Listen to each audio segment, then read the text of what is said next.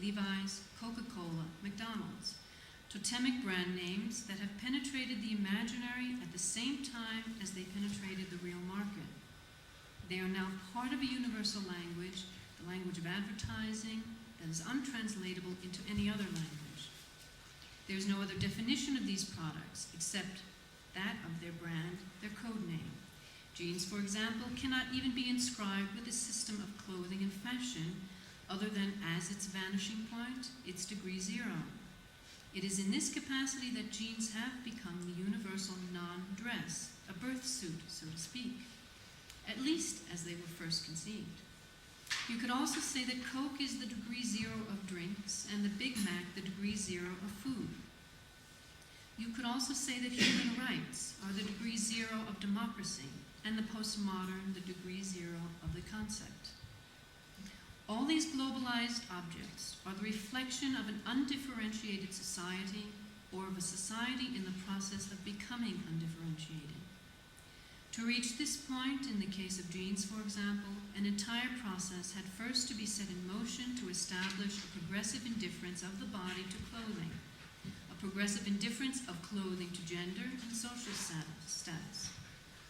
A specifically modern process of liberation was necessary. It was not liberation as we understand it in the historical, political, or sexual senses, but liberation in the sense that beings, objects, and functions have been liberated from one another and have thus become indifferent to one another. Having been liberated from the body, clothing no longer signifies anything about mores or specific cultural identity. It is no longer a singular object. It is a global object.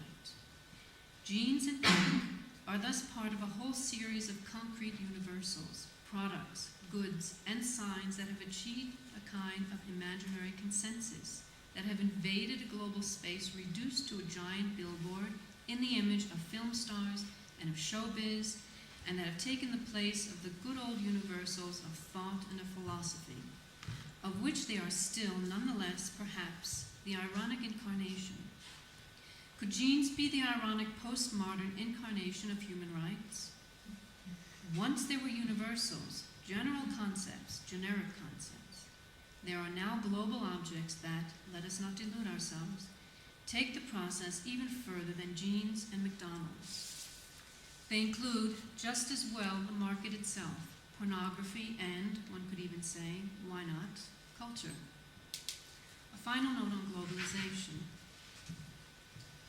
If when cultural goods become a market and a marketable product, it is not when aesthetic values take up an exchange value or a speculative value that things get bad. What is worse, we might say, is when economic values, market values, price, money, speculation become aesthetic value, when they become the source of judgment, of pleasure, and of aesthetic fascination. There is no shortage of protest at the potential of cultural products and works of art to become marketable goods. This is considered as the ultimate in alienation. However, true alienation is that everything would become aesthetic and cultural, and that the worst banality of everyday life itself would become a work of art in sitcoms, reality TV shows, or Big Brother, Temptation Island. It all started with Duchamp, and now it's ending as generalized culturization. The true violence done to beings and things, the violence of globalization, is not a commercial and economic violence. It is a cultural and aesthetic violence in the same way that true genetic violence is not that of biological cloning, but of cultural cloning. All singular cultures, politics, art itself, are giving into cultural as universal exchange standard. Design culture, Disney culture, are the opposite of culture as destiny. Thank you.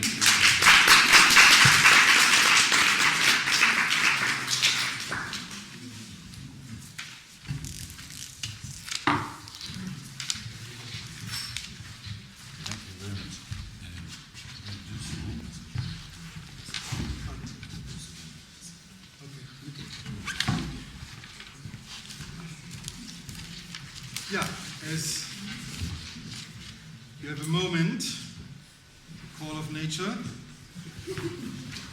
allows you a moment of contemplation.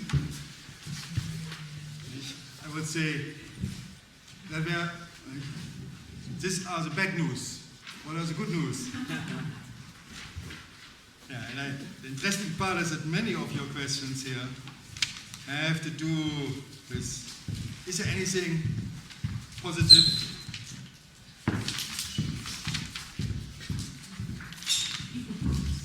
One wants this. People coming late will not be used. So,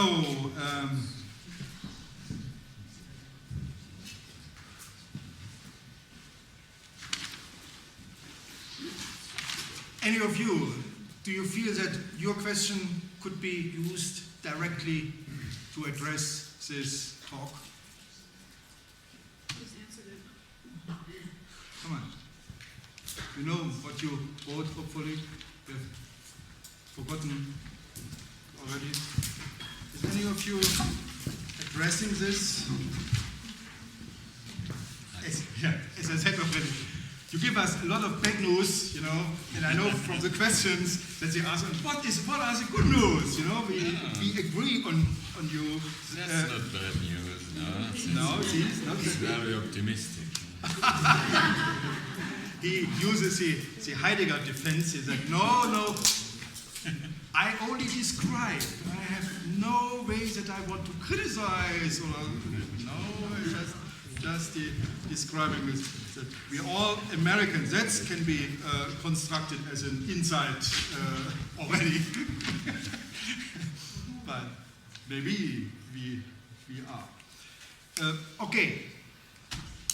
Spontaneous reaction to this talk before I go and by accident fish a few of your questions here. Yeah? Mm-hmm. Nobody? Okay, please, David. About your comment about Ministry of Cultures as being kind of a joke, I think it's very well typified in the French example, where in a case the Ministry of Culture is required to subsidize this kind of cultural production, as you say. But cultural production, in fact, in its best forms, can be stockpiled. It doesn't have to be. It's not perishable. Does not have to be consumed at once. At a certain point, you say that it is simply illogical that we won't be saturated by, in fact, these consumer products or cultural products, not consumer products. That is a mercantile aspect, which is purely cultural aspect. Cultural products. Can you expand on that? Or can you tell me what the logic is? The logic is, excuse me, because he doesn't say what he just says at a certain point. It is illogical that. What is your point? Also, your point is culture can be stockpiled without perishing? Yeah. That is your point. You understand? Also, der fragt, sagt, die Kulturgüter, die kann man auch ins Regal stellen und 200 Jahre später benutzen. Die gehen anders als normale Waren nicht kaputt. Also, nehmen wir Schopenhauer zum Beispiel. Der konnte 50 Jahre warten, bis ihn die Leute gelesen haben, oder Nietzsche. Es war keine 50, bei Nietzsche war es nur ein paar Jahre. Also das wäre der Unterschied zwischen den kulturellen Gütern und normalen Gütern, also Jeans, nicht, die dann aus der Mode sind. Yeah, but it would be fantastic to cryogenize culture as to resurrect it in 100 years, as Disney in his grave, in his cryogenic grave, or why not? But why not make the same with human beings? Yeah, because as now they are about to become consumer goods too, and maybe if we take it, if we congel these human beings, maybe there is a chance in a century that they resurrect as really human being, maybe. But I guess it's a phantasm.